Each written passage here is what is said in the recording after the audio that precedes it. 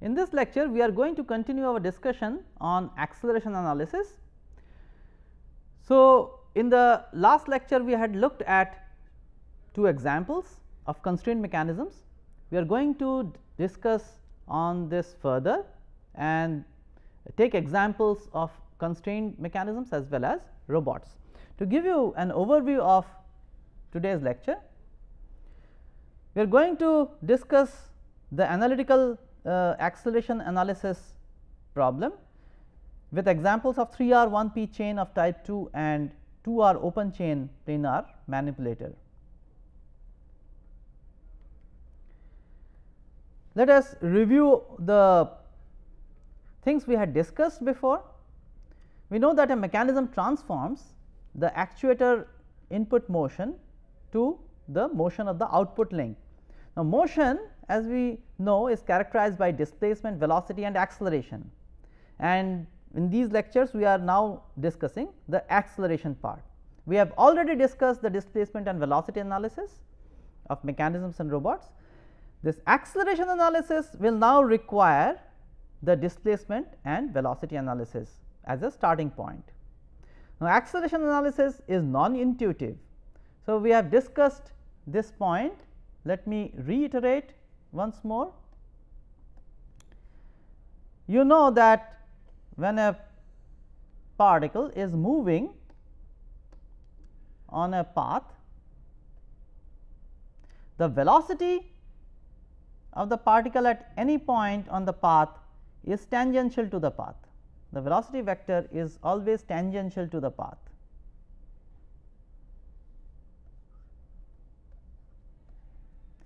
However, the acceleration vector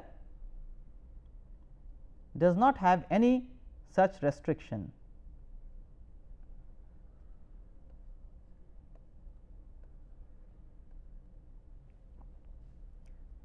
So, I am showing the acceleration at 2 points at 2 instants of a particle moving on a curved path.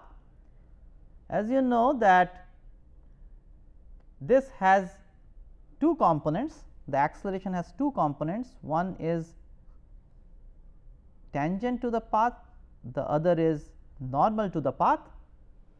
The tangent acceleration, if you call it AT, the tangential component of acceleration, goes on to change the magnitude of the velocity, which means it changes the speed, and the normal component is because of the path curvature.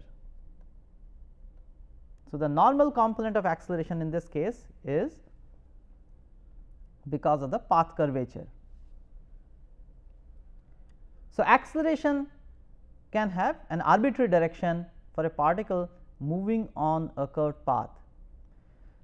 There was another example that I discussed,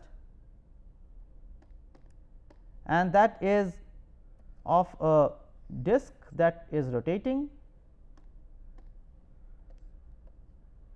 at a constant speed and a particle that is moving with respect to the disk also at a constant speed, let us say. So, even though speeds here are all constant, the angular speed is constant, the linear speed of the particle with respect to the disk is constant, the particle still suffers acceleration, and this is the Coriolis acceleration, as you know.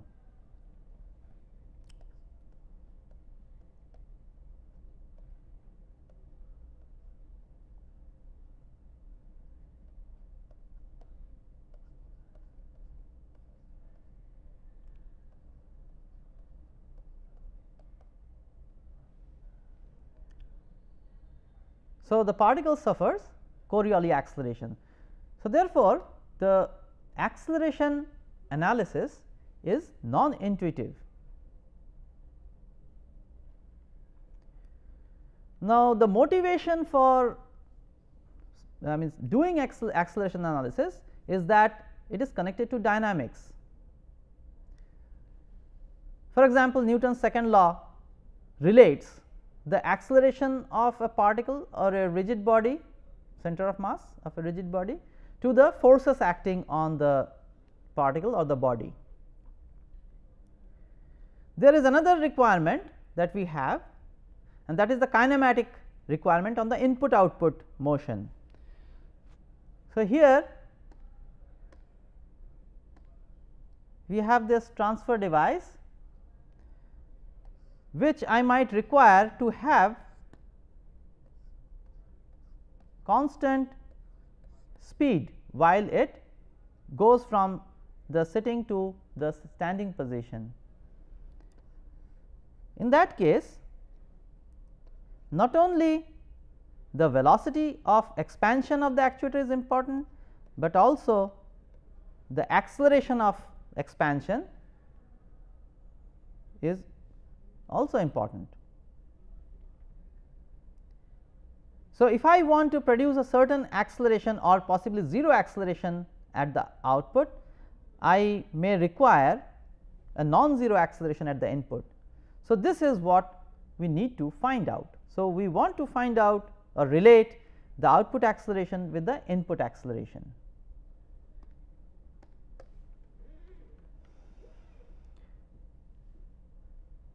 So, the acceleration analysis problem is about relating the actuator acceleration in input with the acceleration of the output link, and we are given the displacement and velocity relation. So, we will start with these as inputs.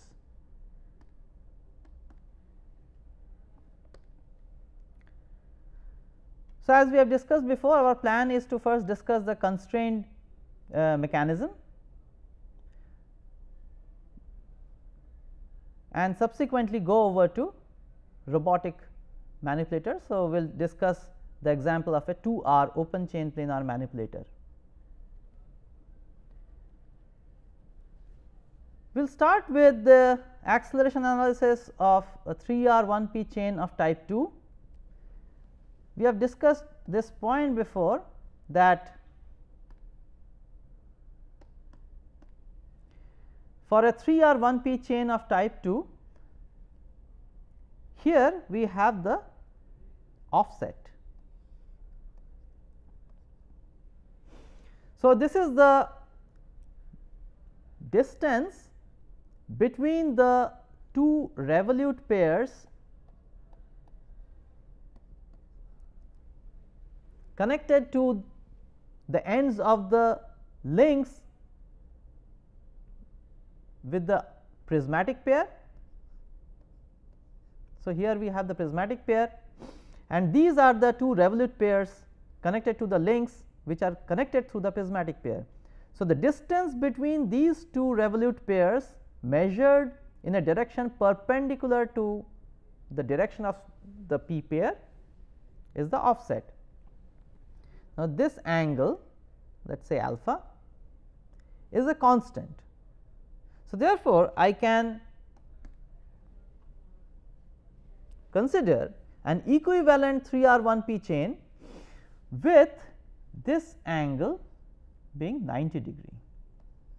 The reason we are doing this is that it simplifies certain expressions, and we can always go from one chain to the other.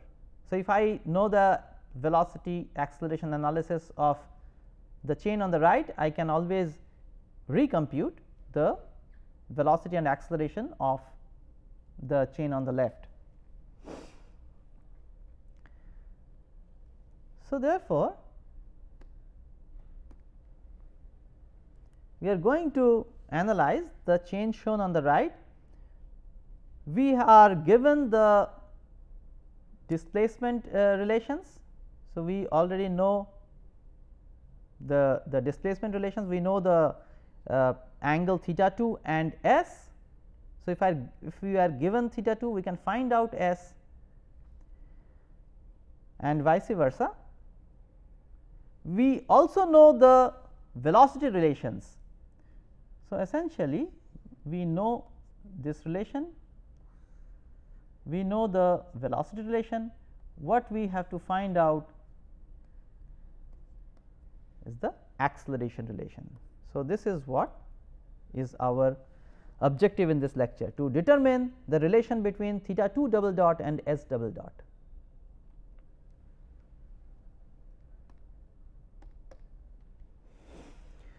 So, we will start off with the analytical velocity relation, which we have derived earlier for this chain.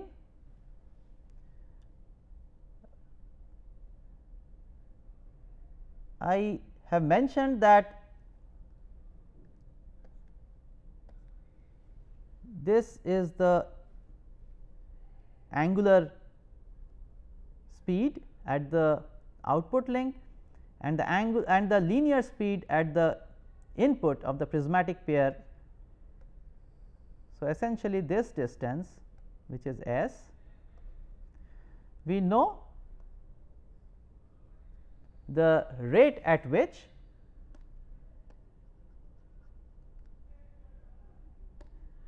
this link is sliding out of the prismatic pair. So, this is s dot. So, I know the rate at which this link is sliding out of the p pair, and that relation is given here. This relation we have derived earlier when we discussed the velocity analysis.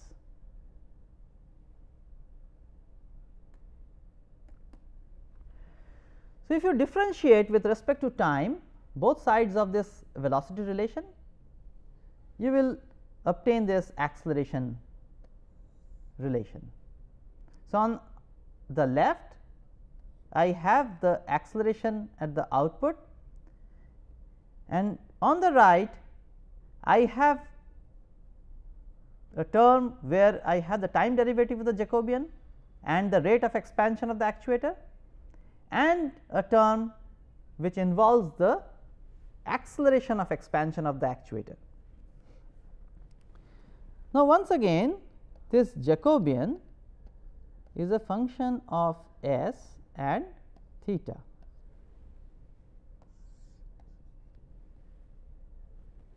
Therefore, the time derivative of Jacobian can be obtained easily using chain rule. So, del j del s s dot plus del j del theta theta dot. Now, you will observe that theta dot is nothing but j times s dot. So, therefore, this expression can be rewritten by taking s dot out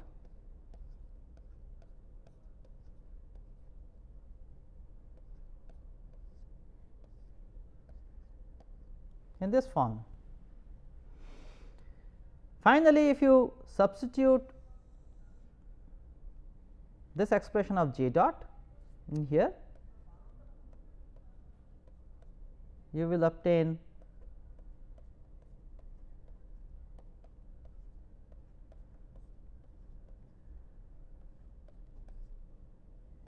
the expression of theta double dot.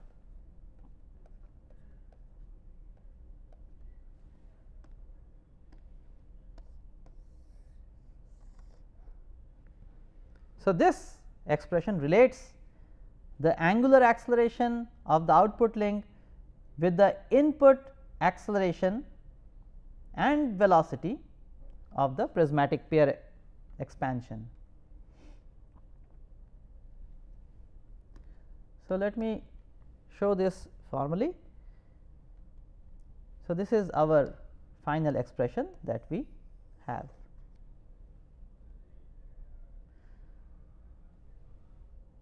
So, let me rewrite these expressions and determine what is del j del theta 2 and del j del s.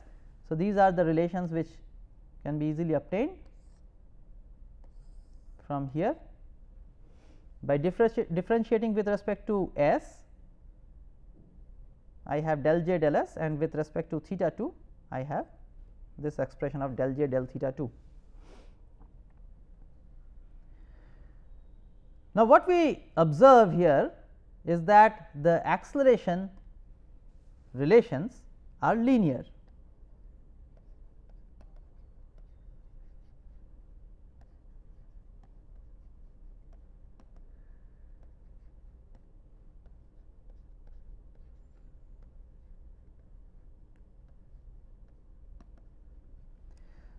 So, between theta 2 double dot and s double dot I have a linear relation.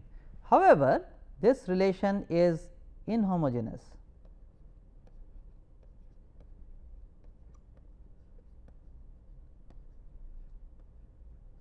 Because of the presence of this term, which is configuration and velocity dependent. So, this is the inhomogeneous term which depends on the configuration and the rate of expansion of the actuator, the velocity of expansion of the prismatic actuator.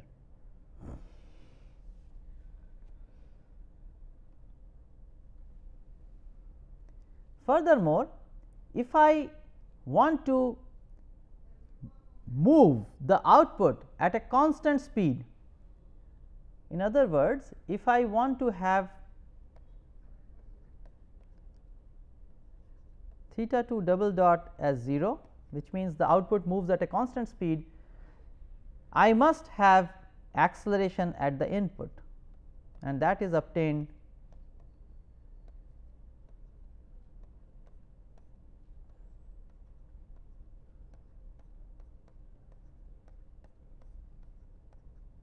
in this form. So, this is the acceleration that I must have at the input in order to produce a constant output acceleration.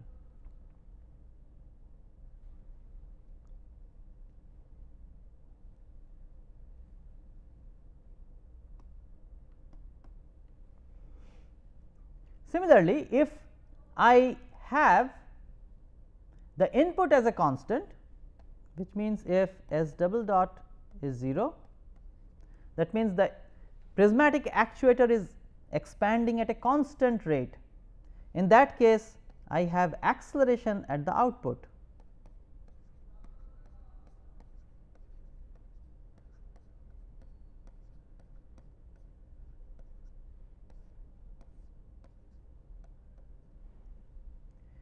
If I am moving at a constant, if I have the prismatic actuator expand at a constant rate, which means s dot is constant,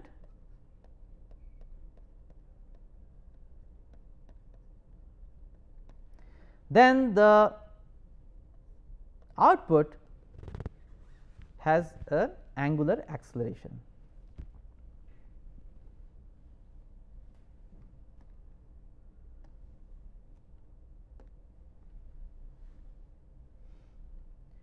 Next, let us look at the acceleration analysis of a planar 2R manipulator. So, here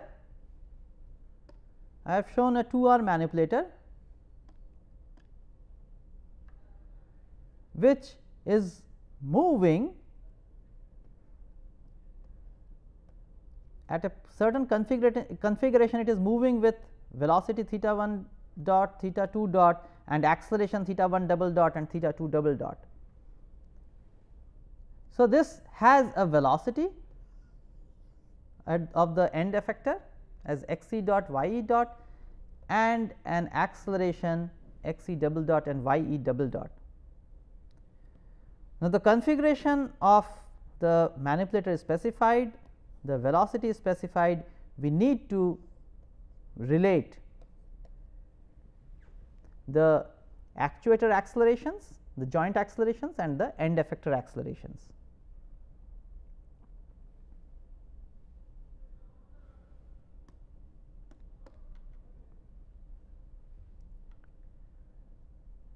So, here I have written out the velocity relations which we have already derived earlier. Now, if you assemble them in this form, we have the relation of the end effector velocity and the joint velocities through the Jacobian, which we have discussed.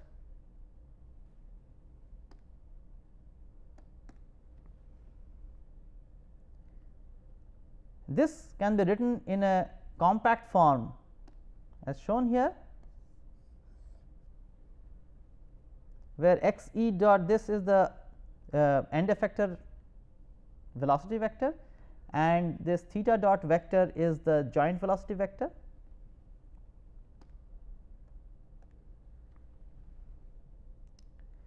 Now, if you differentiate this velocity relation with respect to time, as we have been doing, so we will obtain x e double dot is equal to the time derivative of the Jacobian. Remember that the Jacobian is a function of the configuration. So, time derivative of the Jacobian times the joint velocity vector plus Jacobian matrix times the joint acceleration vector. Now, this Jacobian derivative is now a little more complicated. So, we are going to look at that. So, here I have written out this derivative of the end effector velocity, which gives us the end effector acceleration, and the derivative of the Jacobian is the derivative time derivative of individual entries of the Jacobian. Remember that the Jacobian has these entries. So, if you calculate for example j 1 dot, then you have minus L 1 theta 1 dot cosine theta 1. I am writing c theta 1 in place of cosine theta 1, and minus L 2 theta 1 dot plus theta 2 dot times cosine theta 1 plus theta 2. So, that is j 1 dot. Similarly, you can write j 2 dot, which is nothing but minus of L 2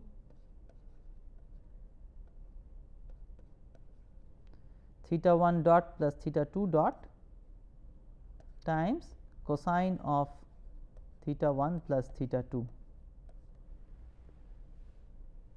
In this manner, you can find out all the time derivatives. You can find out j 2 1, j 2 2 dot, j 2 1 dot and j 2 2 dot, etc. So, these are straightforward, but now the expressions are little complicated, they are little lengthy.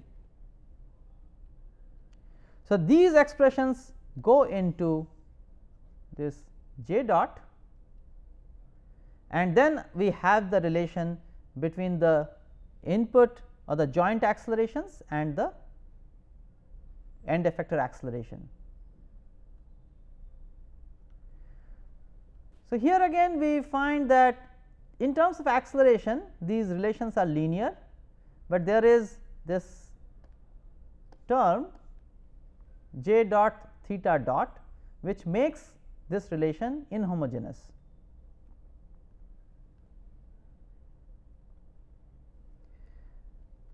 Now, in this case of robot manipulators, the acceleration analysis has one more significance. We have discussed this path generation problem, and we have found that in the path generation problem, when the manipulator moves close to the singularity or the singular configuration, then the input velocities can have very high values.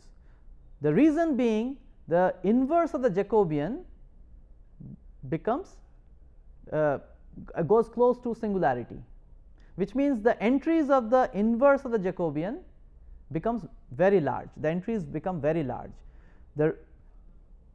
In the inverse expression, in the expression of the inverse of the Jacobian, we have the determinant of the Jacobian sitting in the denominator. So, when this denominator goes to 0, that is when the Jacobian becomes singular, the terms in the inverse of the Jacobian, they become very large, because the denominator is going to 0, and hence the required input velocity to generate a finite output velocity becomes very large. The required input velocities or the joint velocities become very large. Now, if the joint velocities become very large, that means this will have very high accelerations. Now, very high joint accelerations would require very high torques on the part of the motor. This needs to be restricted. So, any motor will have a finite torque producing capacity or torque specification. It cannot produce torque more than a certain value. Furthermore, if you do not want to damage the motors, you would like to have the accelerations restricted to certain values. So, therefore, from the acceleration expressions, we can now find out what will be the required joint acceleration near singularity, and we can possibly taper the acceleration. So, in order to understand how we should restrict accelerations and what effect it is going to produce on our output motion, we need this acceleration expression, which we have derived here. So, if you want to restrict the joint accelerations to within certain range, then you can correspondingly calculate what will be the acceleration on the end effector. So, this will accrue certain errors and you can estimate those errors.